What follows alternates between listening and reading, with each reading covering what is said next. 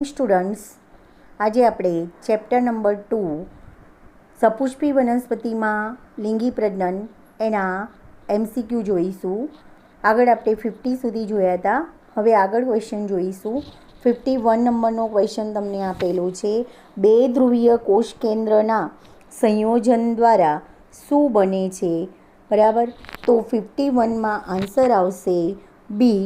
બે ધ્રુવીય કોષ કેન્દ્રના સંયોજન દ્વારા દ્વિકીય કોષ કેન્દ્રની રચના થશે. આગળ 52 નંબરનો ક્વેશ્ચન છે. સામાન્ય રીતે પુખ્ત અંડકોષનું ફલન થતાં ક્રમાનુસાર એકકીય એટલે કે N, 2N અને 3N ધરાવતા કોષો કયા છે? બરાબર, તો એનો આન્સર આવશે ડી. પ્રતિધ્રુવીય કોષો એકકીય હોય છે, યુગ્મનજ દ્વિકીય છે અને ભ્રૂણ કોષ કેન્દ્ર ત્રિકીય હોય છે. આગળ 53 નંબરનો ક્વેશ્ચન. જો આવૃત બીજધારી વનસ્પતિના ભ્રૂણપોષીય કોષોમાં 24 રંગસૂત્ર હોય તો તે છોડના મહાબીજાણુ માતૃકોષમાં કેટલા રંગસૂત્રો હશે? તો એનો આન્સર આવશે 53 નંબરમાં બી. 16 રંગસૂત્ર હશે. આગળ ત્રિકીય 54 નંબરનો ક્વેશ્ચન છે. ત્રિકીય ભ્રૂણપોષ માત્ર કઈ વનસ્પતિમાં જોવા મળે છે? તો ત્રિકીય ભ્રૂણપોષ માત્ર આવૃત બીજધારી વનસ્પતિમાં જોવા મળે છે. આગળ 55 નંબરનો ક્વેશ્ચન. ભ્રૂણપોષના વિકાસના કયા તબક્કે તમે કોષ કેન્દ્રીય અથવા કોષીય પ્રકારના ભ્રૂણપોષને નિહાળી શકો છો? તો બી. પ્રાથમિક ભ્રૂણપોષીય કોષ કેન્દ્રના નિર્માણ પછી તરત જ નિહાળી શકીએ છીએ. ભ્રૂણપોષના વિકાસના કયા તબક્કે તમે કોષ કેન્દ્રીય અથવા કોષીય પ્રકારના ભ્રૂણપોષને નિહાળી શકો છો? તો એનો આન્સર આવશે બી. પ્રાથમિક ભ્રૂણપોષીય કોષ કેન્દ્રના નિર્માણ પછી તરત જ એને નિહાળી શકીએ છીએ. 56 નંબરનો ક્વેશ્ચન છે. આવૃત બીજધારી વનસ્પતિઓમાં કયા કોષ કેન્દ્રનું મુક્ત વિભાજન થાય છે? તો એનો આન્સર આવશે બી. ભ્રૂણપોષ નિર્માણનું મુક્ત વિભાજન થાય છે. આગળ 57 નંબરનો ક્વેશ્ચન છે. મકાઈના પ્રોટીનયુક્ત ભ્રૂણપોષને શું કહેવાય છે? તો મકાઈના પ્રોટીનયુક્ત ભ્રૂણપોષને સમિતાયા સ્તર તરીકે ઓળખવામાં આવે છે. આગળ જ્યારે દ્વિકીય માદા છોડનું સંકરણ ચતુષ્કીય નર છોડ સાથે કરવામાં આવે ત્યારે તો ભ્રૂણપોષના કોષો આ સંકરણને પરિણામે કેવું બીજ ધરાવે છે? ચતુષ્કીય બીજ ધરાવે છે. આગળ 59. બીજનું બીજછિદ્ર કોને પ્રવેશ આપવામાં મદદરૂપ થાય છે? તો 59માં આન્સર આવશે બી. પાણીને પ્રવેશ આપવામાં મદદરૂપ થાય છે. આગળ 60 નંબરનો ક્વેશ્ચન. બીજમાં આલ્બ્યુમિન ખોરાક તરીકે ક્યાં સંગ્રહ પામે છે? ભ્રૂણપોષમાં. આગળ 61 નંબરનો ક્વેશ્ચન તમને આપ્યો છે. 256 પરાગરજનું નિર્માણ કેટલા અર્ધીકરણ કોષ વિભાજન દ્વારા કયા કોષમાંથી થાય છે? તો એનો આન્સર આવશે એ. 256 પરાગરજનું નિર્માણ કરવા માટે 64 અર્ધીકરણ કોષ વિભાજન, જ્યારે લઘુ બીજાણુ માતૃકોષમાંથી એનું નિર્માણ થાય છે. 62. કઈ આવૃત બીજધારી બહુભ્રૂણતા જોવા મળે છે? કઈ આવૃત બીજધારીમાં બહુભ્રૂણતા જોવા મળે છે? મગફળીમાં બહુભ્રૂણતા જોવા મળે છે. આગળ 63 નંબર. નીચેના પૈકી કયું વિધાન વૈજ્ઞાનિક રીતે સાચું છે? તો માદા જન્યુજનકમાં એક સિવાયના બધા જ એકકીય કોષો હોય છે એ વિધાન સત્ય છે. 64 નંબરનો ક્વેશ્ચન તમને આપ્યો છે. ત્રિકીય કોષના વિભાજનથી નિર્માણ પામતી રચનાને શું કહેવાય છે? તો ત્રિકીય કોષના નિર્માણથી નિર્માણ પામતી રચનાને બહુકોષ કેન્દ્રીય ભ્રૂણપોષ કહેવામાં આવે છે. આગળ 65 નંબરનો ક્વેશ્ચન. વનસ્પતિમાં આવી ઘટના જનીનો વડે નિયંત્રિત હોય છે અને આ અંગેના જનીન બહુવિકલ્પી હોય છે. તો એનો આન્સર આવશે સ્વ અસંગતતા. આગળ 66 નંબરનો ક્વેશ્ચન, પરાગરજના અંકુરણથી જે છિદ્રમાંથી પરાગનલિકા બહાર આવે છે તેને શું કહેવાય છે? તો એને જનનછિદ્ર તરીકે ઓળખવામાં આવે છે. પરાગરજના બાહ્ય આવરણમાં જનનછિદ્ર આવેલા હોય છે જેમાંથી પરાગનલિકા બહાર નીકળે છે. આગળ 67, નીચેના પૈકી શામાં સ્વફલન અટકાવી શકાય છે પરંતુ ગેટેનોગેમી નહીં? ગેટેનોગેમી અટકાવી શકાતી નથી. તો એમાં આન્સર આવશે સી, દિવેલા અને મકાઈ બંનેમાં સ્વફલન અટકાવી શકાય છે પરંતુ ગેટેનોગેમી અટકાવી શકાતી નથી. કારણ કે મકાઈ જેવી વનસ્પતિમાં નર પુષ્પ ઉપર હોય છે, માદા પુષ્પ નીચે હોય છે. એટલે વનસ્પતિમાં સ્વફલન અટકાવી શકીએ પણ એમાં ગેટેનોગેમી અટકાવી શકાતી નથી. આગળ 68 નંબરનો ક્વેશ્ચન તમને આપેલો છે, બહુભ્રૂણતા માટે. 68 નંબરનો ક્વેશ્ચન, બહુભ્રૂણતા માટે કયું કારણ જવાબદાર છે? તો એક ભ્રૂણપૂટમાં એકથી વધુ અંડકોષ હોય એ પણ સાચું કારણ છે. સહાયક કોષમાંથી વધારાના ભ્રૂણનું સર્જન થાય એ પણ સાચું છે. અંડકમાં 2 ભ્રૂણપૂટનો વિકાસ થાય એ પણ બહુભ્રૂણતા માટે સાચું છે. તો આપેલ તમામ એ બહુભ્રૂણતા માટેના કારણ છે. ભ્રૂણપૂટમાં એકથી વધુ અંડકોષ આવેલા હોય તો વધારે ભ્રૂણ સર્જાઈ શકે. સહાયક કોષમાંથી વધારાના ભ્રૂણનું સર્જન થાય તો પણ બહુભ્રૂણતા સર્જાઈ શકે. અને અંડકમાં 2 ભ્રૂણપૂટનો વિકાસ થાય તો પણ બહુભ્રૂણતા સર્જાઈ શકે. આગળ 69 નંબરનો ક્વેશ્ચન છે, કઈ વનસ્પતિના પુષ્પ પક્ષી ફૂલ તરીકે ઓળખાય છે? એ સીમડો નામની વનસ્પતિના પુષ્પ પક્ષી ફૂલ તરીકે ઓળખાય છે કારણ કે એમાં પક્ષી દ્વારા પરાગનયન થાય છે. આગળ 6N 6N રંગસૂત્ર બંધારણ ધરાવતી વનસ્પતિમાં સ્વફલન થતાં વિકસતા ભ્રૂણમાં અધોવર્ધ કોષમાં રંગસૂત્રોની સંખ્યા કેટલી હશે? તો એનો આન્સર આવશે 6N. આગળ જોડકા જોડો, અભ્રૂણપોષી બીજ. 71 નંબરનો ક્વેશ્ચન તમને આપેલો છે. 71, એમાં અભ્રૂણપોષી બીજ કયું આવશે? તો વટાણા છે એ અભ્રૂણપોષી બીજ છે. પછી ભ્રૂણપોષી બીજ કયું આવશે? તો દિવેલા છે એ ભ્રૂણપોષી બીજ આવશે. પછી બીજદેહ શેષ શેમાં જોવા મળે છે? તો બીટ અને મરીમાં બીજદેહ શેષ જોવા મળે છે એટલે અહીંયા બીટ આવશે. પાર્થેનોકાર્પિક ફળ કોને કહેવાય? કેળાને પાર્થેનોકાર્પિક ફળ કહેવાય.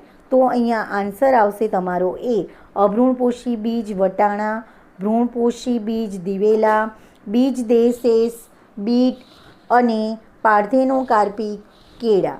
આગળ 72 નંબરનો ક્વેશ્ચન છે, રંગસૂત્રની દ્રષ્ટિએ અલગ પડતી રચના કઈ છે? તો એનો આન્સર આવશે સી, PEN. PEN ત્રિકીય હોય છે જ્યારે PMC અને MMC એ પોલન મધર સેલ અને મેગાસ્પોર મધર સેલ એ દ્વિકીય હોય છે. એટલે અહીંયા અલગ પડતી રચના PEN છે. 73, સપુષ્પી વનસ્પતિમાં નીલમનો નાશ થવાથી કઈ ઘટનાને અસર થશે? બરાબર. તો 73માં આન્સર આવશે સી, વિકસતા ભ્રૂણને પોષણ ન મળતા ભ્રૂણ વિકાસ થતો નથી. કારણ કે સપુષ્પી વનસ્પતિમાં જે નીલમનો વિકાસ થાય છે એ નીલમની રચનાના ફળ સ્વરૂપે વિકાસ પામતો ભ્રૂણ એ ભ્રૂણપૂટના મધ્ય ભાગમાં પહોંચે છે અને ત્યાં એને પોષક દ્રવ્ય પ્રાપ્ત થાય છે. પણ નીલમ જ નાશ પામે તો વિકાસ પામતો ભ્રૂણ વચ્ચેના ભાગમાં પહોંચી શકતો નથી અને એને પોષણ પ્રાપ્ત થતું નથી. આગળ 74 નંબરનો ક્વેશ્ચન, સ્વપરાગનયન ક્રિયા શેમાં થાય છે? તો એનો આન્સર આવશે દ્વિલિંગી પુષ્પોમાં પણ સ્વપરાગનયન થાય અને એકસદની વનસ્પતિના એકલિંગી પુષ્પોમાં પણ સ્વપરાગનયન થાય છે. તો આન્સર આવશે સી, A અને B બંને. આગળ 75 નંબરનો ક્વેશ્ચન તમને આપ્યો છે, અપરિપક્વ નાળિયેરમાં રહેલું પાણી શું કહેવાય? તો અપરિપક્વ નાળિયેરમાં રહેલું પાણી એ મુક્ત કોષ કેન્દ્રી પ્રવાહી ભ્રૂણપોષ તરીકે ઓળખાય છે. આગળ 76 નંબરનો ક્વેશ્ચન તમને આપેલો છે. નર વનસ્પતિમાં 44 રંગસૂત્ર અને માદા વનસ્પતિમાં 66 રંગસૂત્ર હોય તો તેમાં ફલન બાદ વિકસતા ભ્રૂણપોષમાં રંગસૂત્રોની સંખ્યા કેટલી હશે? 88 હશે. આગળ 77 નંબરનો ક્વેશ્ચન તમને આપેલો છે. શ્લેષ્મથી આવૃત પરાગરજ ધરાવતી વનસ્પતિ કઈ છે? તો જોસ્ટેરા જે જલજ વનસ્પતિ છે જેની પરાગરજ શ્લેષ્મથી આવૃત હોય છે. 78 બીજાશય અનેક અંડકો ધરાવતી વનસ્પતિનું યુગ્મ કયું છે? કઈ વનસ્પતિમાં બીજાશય અનેક અંડકો ધરાવે છે? તો એનો આન્સર આવશે ડી. પપૈયા અને ઓર્કિડમાં અનેક અંડક જોવા મળે છે. આગળ 79માં વિધાન અને કારણ આપ્યું છે. વિધાન છે ઘાસ પવનપરાગિત વનસ્પતિ છે, સાચું વિધાન છે. ઘાસના કુળની ઘણી વનસ્પતિઓ અસંયોગી જનન ક્રિયાવિધિ દર્શાવે છે, તો વાય વિધાન પણ સાચું છે. બરાબર. 79 એમાં વાય વિધાન પણ સાચું છે. ઘાસના કુળોમાં બીજપત્રને વરુથિકા કહે છે, તો એ પણ સાચું છે. તો અહીંયા એક્સ, વાય અને ઝેડ ત્રણેય વિધાન સાચા છે, તો આન્સર તમારો એ થશે. આગળ 80 નંબરનો ક્વેશ્ચન. પરપરાગનયન અટકાવવા માટે પુષ્પો બંધ રહે તે ઘટનાને શું કહે છે? તો એને સમૃદ્ધ પુષ્પતા તરીકે ઓળખવામાં આવે છે. પરપરાગનયન અટકાવવા માટે પુષ્પ બંધ રહે એ ઘટનાને સમૃદ્ધ પુષ્પતા તરીકે ઓળખવામાં આવે છે. આગળ 81 નંબરનો ક્વેશ્ચન તમને આપેલો છે. માદાજન્યુજનક વિકાસમાં થતા કોષ વિભાજન માટે સંગત વિકલ્પ કયો છે? સી. એક અર્ધીકરણ અને 3 સમવિભાજન દ્વારા માદાજન્યુજનકનું નિર્માણ થાય છે.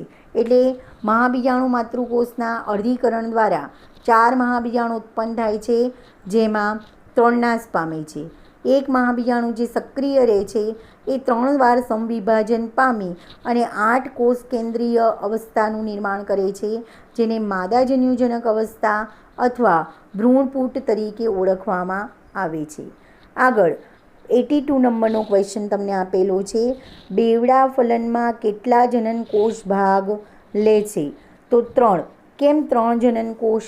તો 2 નરજન્યુ અને 1 અંડકોષ એમ કરીને 3 જનનકોષ ભાગ ભજવે છે. 83 નંબરનો ક્વેશ્ચન. બેવડા ફલન માટે કયું વિધાન યોગ્ય છે? 2 નરજન્યુ ભ્રૂણપૂટમાં 2 રચનાનું ફલન કરે છે. એ બેવડા ફલન માટે સત્ય વિધાન છે, કારણ કે એક નરજન્યુ અંડકોષનું ફલન કરી અને યુગ્મનદનું નિર્માણ કરશે અને બીજો નરજન્યુ એ દ્વિકીય કોષ કેન્દ્ર સાથે જોડાઈ અને ત્રિકીય ભ્રૂણપૂટનું નિર્માણ કરે છે. આમ 2 જગ્યાએ ફલન થતું હોવાથી એને બેવડા ફલન તરીકે ઓળખવામાં આવે છે. આગળ 84 નંબરનો ક્વેશ્ચન આપ્યો છે. પરાગાશયમાંથી મુક્ત થતી પરાગરજ માટે કયો વિકલ્પ સંગત છે? તો સી. પરાગાશયમાંથી મુક્ત થતી પરાગરજ એ કાં તો દ્વિકોષી કે ત્રિકોષી હોય છે અને એકકીય હોય છે. આગળ દ્વિકોષી એટલે કાં તો પરાગરજ જ્યારે પરાગાશયમાંથી મુક્ત હોય છે ત્યારે એમાં નાલકોષ અને જનનકોષનું નિર્માણ થઈ ગયેલું હોય છે, કાં તો નાલકોષ અને જનનકોષોના સમવિભાજન દ્વારા પાછું 2 નરજન્યુઓનું નિર્માણ થયેલું હોય તો એક નાલકોષ અને 2 જનનકોષ, 2 નરજન્યુ એમ ત્રિકોષીય અવસ્થા હોય, અથવા તો એક નાલકોષ અને એક જનનકોષ એમ કરીને દ્વિકોષી રચના હોય. આગળ 85 નંબરનો ક્વેશ્ચન. ભ્રૂણપૂટના એક્સ ફલન દરમિયાન, ખાલી જગ્યા ફલન દરમિયાન અને ખાલી જગ્યા ફલન બાદ વિઘટન પામે છે. તો 85માં આવશે એક્સ અંડકોષ, એક્સમાં 85માં આવશે 2, બી એક્સ સહાયક કોષ ફલન દરમિયાન અને વાય પ્રતિધ્રુવીય કોષો ફલન પછી વિઘટન પામે છે. આગળ 86 નંબરનો ક્વેશ્ચન. આવૃત બિદદારીમાં જન્યુજનક એક્સ, બીજાણુજનક વાય અને ભ્રૂણપોષ ઝેડ હોય છે. તો એનો આન્સર આવશે 86માં એ. બીજાણુજનક આવૃત બિદદારીમાં જન્યુજનક એકકીય હોય છે, બીજાણુજનક દ્વિકીય હોય છે અને ભ્રૂણપોષ ત્રિકીય હોય છે. આગળ 87 નંબરનો ક્વેશ્ચન. આવૃત બિદદારી વનસ્પતિના પ્રકાંડમાં 24 રંગસૂત્રો છે, તો તેના માટે કયો વિકલ્પ સાચો છે? 87 નંબરમાં આન્સર આવશે સી. નરજન્યુ 12 કોષો ધરાવતો હશે, 12 રંગસૂત્ર ધરાવતા હશે. અંડકોષ પણ 12 રંગસૂત્ર ધરાવતો હશે. પ્રતિધ્રુવ કોષ પણ 12 રંગસૂત્ર ધરાવતા હશે. PEN ત્રિકીય હોય છે એટલે 36 રંગસૂત્ર ધરાવતા હશે અને યુગ્મનજ દ્વિકીય હોય છે એટલે 24 રંગસૂત્ર ધરાવતા હશે. અને આ બધા નરજન્યુ, અંડકોષ અને પ્રતિધ્રુવ કોષ એકકીય હોય છે એટલે 12 રંગસૂત્ર ધરાવતા હોય છે એટલે સી આન્સર આવશે. આગળ 88. માદા જન્યુજનકમાં એકકીય કોષોની સંખ્યા કેટલી હોય છે? તો 88માં આન્સર આવશે ડી. માદા જન્યુજનકમાં એકકીય કોષોની સંખ્યા 6 હોય છે. આગળ 89. ચોખાના એટલે કે 3 પ્રતિધ્રુવીય કોષો અને 1 અંડકોષ અને 2 સહાયક કોષ એમ કરીને ટોટલ 6 કોષો એકકીય હોય છે. આગળ 89. ચોખાના 100 દાણાના નિર્માણ માટે કેટલા અર્ધસૂત્રણ જરૂરી છે? તો એનો આન્સર આવશે સી આવશે 125. કારણ કે 100 પરાગરજના નિર્માણ માટે. આગળ 89 નંબરનો ક્વેશ્ચન છે. ચોખાના 100 દાણાના નિર્માણ માટે કેટલા અર્ધસૂત્રણ જરૂરી છે? તો 100 નરજન્યુના નિર્માણ માટે 25 અર્ધીકરણ જરૂરી છે, જ્યારે 100 અંડકોષના નિર્માણ માટે 100 અર્ધીકરણ જરૂરી છે. એટલે ટોટલ 100 દાણાના નિર્માણ માટે 100 અંડકોષ અને 100 નરજન્યુ માટે 125 અર્ધીકરણ જરૂરી છે. આગળ 90 નંબરનો ક્વેશ્ચન તમને આપેલો છે. 90 નંબરનો તમને ક્વેશ્ચન આપેલો છે. આવૃત બીજધારી વનસ્પતિના પ્રજનન કોષમાં રંગસૂત્રની સંખ્યા 8 હોય તો તેના ભ્રૂણપોષ અને ભ્રૂણમાં અનુક્રમે રંગસૂત્રની સંખ્યા કેટલી હશે?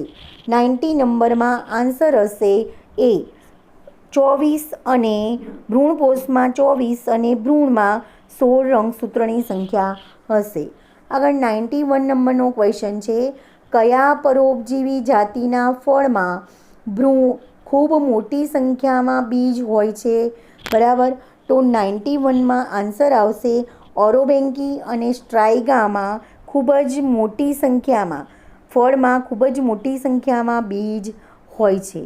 આગળ આકૃતિમાં એક્સ માટે સંગત વિકલ્પ કયો છે?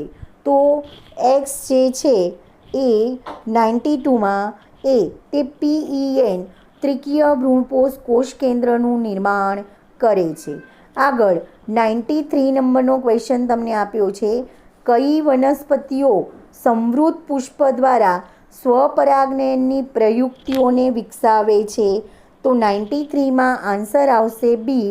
વાયોલા અને ઓક્ઝેલિસ એ સ્વપરાગનયનની પ્રયુક્તિઓને વિકસાવે છે. 93માં બી આવશે વાયોલા અને ઓક્ઝેલિસ. આગળ આપણે વાત કરીએ 94 નંબરનો ક્વેશ્ચન તમને આપેલો છે. 400 બીજના નિર્માણ માટે કેટલા લઘુબીજાણુ માતૃકોષ જરૂરી છે? તો 400 બીજના નિર્માણ માટે 100 લઘુબીજાણુ માતૃકોષની જરૂરી છે, કારણ કે એક લઘુબીજાણુ માતૃકોષમાંથી 4 પરાગરજ ઉત્પન્ન થાય એટલે કે 4 લઘુબીજાણુ ઉત્પન્ન થાય. તો 400 બીજના નિર્માણ માટે 400 પરાગરજની જરૂરી છે એટલે 100 લઘુબીજાણુ માતૃકોષ જરૂરી છે. આગળ 95 નંબરનો ક્વેશ્ચન છે. સંગત જોડ કઈ છે? તો એનો આન્સર આવશે વટાણાનું પુષ્પ એક સ્ત્રી કેસરી દ્વિલિંગી અને સ્વપરાગિત છે, એ પણ સંગત જોડ કહેવાશે. ઘઉં કેરી બીજાશયમાં એક જ અંડક હોય છે, એ પણ સંગત જોડ કહેવાશે. સ્પોરોપોલોનિન એ ઉત્સેચકથી અવનત ન પામે, એ પણ સંગત જોડ છે એટલે આન્સર આવશે ડી. આપેલ તમામ સંગત જોડ છે. આગળ 96 નંબરનો ક્વેશ્ચન તમને આપેલો છે. ગેટેનોગેમી કાર્યાત્મક રીતે એક્સ છે, જ્યારે જનીનિક રીતે વાય સાથે સામ્યતા ધરાવે છે. તે ઝેડ વનસ્પતિમાં સામાન્ય રીતે જોવા મળે છે. તો 96માં આન્સર આવશે બી. ગેટેનોગેમી કાર્યાત્મક રીતે પરપરાગનયન છે, જ્યારે જનીનિક રીતે એ પરફલન સાથે સામ્યતા ધરાવે છે. બરાબર. અને એ એક સદની વનસ્પતિમાં સામાન્ય રીતે જોવા મળે છે. આગળ 97 નંબરનો ક્વેશ્ચન તમને 96માં આન્સર આવશે બી. ગેટેનોગેમી કાર્યાત્મક રીતે પરપરાગનયન છે, જ્યારે જનીનિક રીતે એ સ્વફલન ધરાવે છે, કારણ કે એ જ વનસ્પતિના પુષ્પની પરાગરજ, એક જ વનસ્પતિના પુષ્પની પરાગરજ એની પર સ્થાપિત થાય છે અને સામાન્ય રીતે એક સદની વનસ્પતિમાં સામાન્ય છે. એટલે અહીંયા આન્સર આવશે બી, કે ગેટેનોગેમી કાર્યાત્મક રીતે પરપરાગનયન છે, જનીનિક રીતે સ્વફલન સાથે સામ્યતા ધરાવે છે અને તે એક સદની વનસ્પતિમાં સામાન્ય રીતે જોવા મળે છે. આગળ 97 નંબરનો ક્વેશ્ચન તમને આપ્યો છે. વનસ્પતિમાં થતા લિંગી પ્રજનનમાં જનીનિક પુનઃસંયોજનનો ફાયદો કઈ ક્રિયા દ્વારા મેળવાય છે? તો એનો આન્સર આવશે બી. જનીનિક પુનઃસંયોજનનો ફાયદો પરપરાગનયન અને અર્ધીકરણ એકની પૂર્વાવસ્થામાં વ્યતિકરણની ઘટના દ્વારા મેળવાય છે. એટલે આન્સર આવશે બી અને સી. આગળ સંગત જોડ અલગ તારવો. તો એમાં હાઇડ્રોફિલી એ જોસ્ટેરા નામની વનસ્પતિ છે. હાઇડ્રોફિલી વનસ્પતિ છે જેમાં માદા પુષ્પો પાણીમાં નિમગ્ન રહે છે. નિમગ્ન રહેવું એટલે કે પાણીમાં અંદર ડૂબેલા રહેવા. 99 નંબરનો ક્વેશ્ચન આપ્યો છે. પરાગનલિકાને સહાયક કોષમાં પહોંચવા માટેના માર્ગ અંગેનું માર્ગદર્શન કોણ આપે છે? તો પરાગનલિકાને સહાયક કોષોમાં પહોંચવા માટેના માર્ગ અંગેનું માર્ગદર્શન તંતુમય ઘટકો ફિલામેન્ટ એપરેટસ આપે છે. આગળ 100 નંબરનો ક્વેશ્ચન તમને આપ્યો છે. કઈ સ્થિતિમાં કૃત્રિમ સંકરણ માટે વંધીકરણ ઇમેસ્ક્યુલેશનની જરૂર પડતી નથી, માત્ર કોથળી ચડાવવી બેગિંગ જરૂરી બને છે? તો એનો આન્સર આવશે સી. એ અને બી બંને. એટલે કે એક સદની વનસ્પતિ હોય અને એકલિંગી પુષ્પ હોય તો એમાં ઇમેસ્ક્યુલેશનની પદ્ધતિની જરૂર પડતી નથી, માત્ર કોથળી ચડાવવી એટલે કે બેગિંગ જ જરૂરી બને છે. કારણ કે કૃત્રિમ સંકરણ માટે વંધીકરણ અથવા ઇમેસ્ક્યુલેશન એટલે શું? જો દ્વિલિંગી પુષ્પ હોય તો એમાં ઇમેસ્ક્યુલેશનની જરૂર પડે છે. એટલે કે દ્વિલિંગી પુષ્પમાંથી પુંકેસરને દૂર કરવાની પ્રક્રિયાને ઇમેસ્ક્યુલેશન તરીકે ઓળખવામાં આવે છે. પણ જો એક સદની વનસ્પતિ હોય અને એકલિંગી પુષ્પો આવેલા હોય તો એમાં ઇમેસ્ક્યુલેશન કરવાની જરૂર પડતી નથી, માત્ર કોથળી ચડાવવી અથવા બેગિંગ જરૂરી બને છે.